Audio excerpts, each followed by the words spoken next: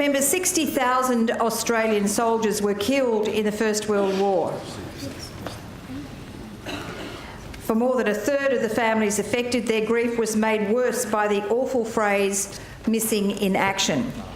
25,000 Australian sons, brothers, husbands and fathers were lost without a trace on the battlefields of the Middle East and Western Europe between 1915 and 1918.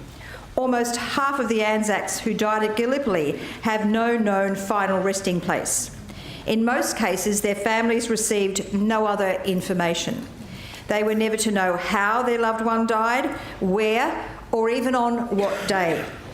Years after the war had ended, when a newspaper printed the story of a shell-shocked amnesiac veteran living unidentified at the Callan Park Repatriation Hospital in Sydney, hundreds turned up at the gates of the facility hoping for a miraculous deliverance. Thousands more wrote letters describing their missing relative, many enclosing precious photographs. Eventually, the coverage resulted in his identification as a New Zealander, and he was reunited with his mother and sister. For other families, there endured a blend of anguish and hope.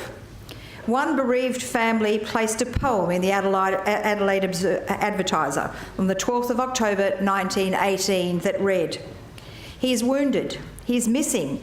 That's all the tale they tell of our dear young lad that loved us, of the lad we loved so well. Alive, dead, wounded, missing. One of these must be true. Let this little token tell, dear Walter, how we long for news of you, lest we forget." Are any